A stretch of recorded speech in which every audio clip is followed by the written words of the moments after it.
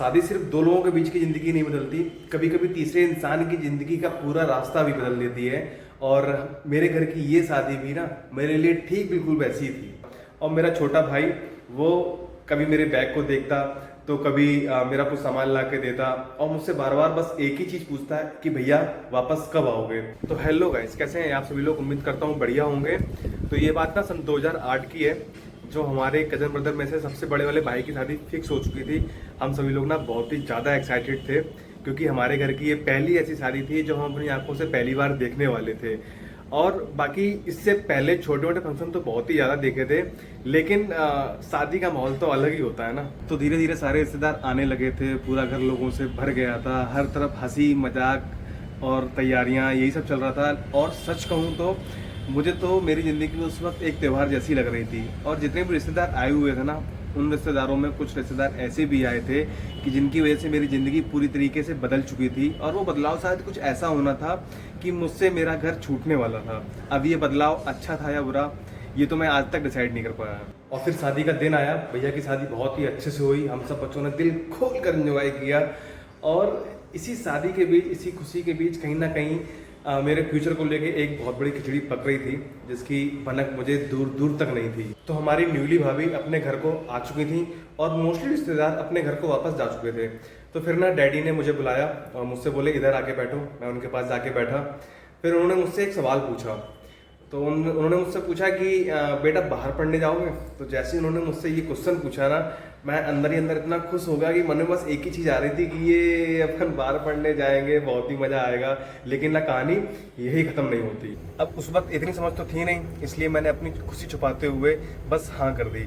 और फिर हुआ इमोशनल अत्याचार शुरू। तो फिर डैडी मुझसे बोले कि देखो बेटा, ऐसा है कि मैं आपको बाहर पढ़ने ज़रूर भेज रहा हूँ, लेकिन मुझे अच्छे रिजल्ट चाहिए, मुझे अपनी लाइफ में कुछ बन के ज़रूर दिखाना। मैं बस उनकी हाँ में हाँ किए जा रहा था, लेकिन मैंने एक बार भी ये नहीं सोचा जिस घर में मैं रोज़ मस्ती करता हूँ, जिस घर में मेरी प्यारी सी माँ है, मेरा छोटा भाई है और मेरे इतने सारे कजन्स हैं, मैं उन सबके साथ डेली मस्ती करता हूँ, उन सबसे दूर क्या जाना पॉसिबल होगा?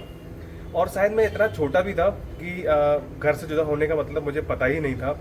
और फिर फैसला हो चुका था, मुझे घर से बाहर पढ़ने जाना था। तो जिस जगह मैं जाने वाला था, उस जगह के रिलेटिव से डैडी ने सिर्फ एक ही बात बोली।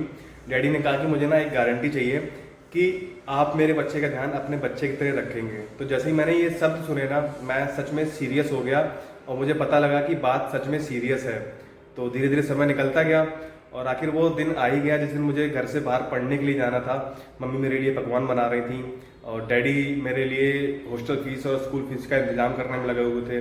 मैं ये सब चुपचाप देख रहा था। और मेरा छोटा भाई वो कभी मेरे बैग को देखता तो कभी मेरा कुछ सामान ला के देता और मुझसे बार बार बस एक ही चीज़ पूछता है कि भैया वापस कब आओगे। सच बताऊँ गाइस, मैं उस टाइम इमोशनल हो चुका था और मेरी आंखों में आंसू आ गए थे। मुझे उस टाइम ये फील हुआ कि हाँ, मैं बड़ा भाई हूँ।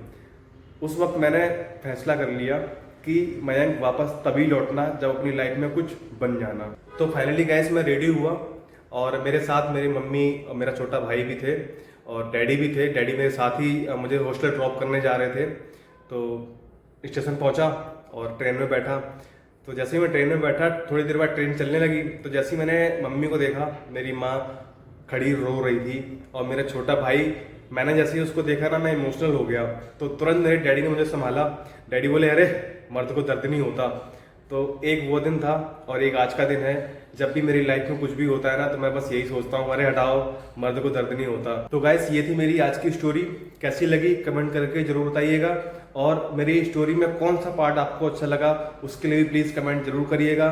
मिलते हैं नेक्स्ट स्टोरी में। नेक्स्ट स्टोरी में मैं आपको बताऊंगा हॉस्टल की जर्नी कैसे शुरू हुई और कैसी रही, वो मैं आपको सब बताऊंगा। Okay bye.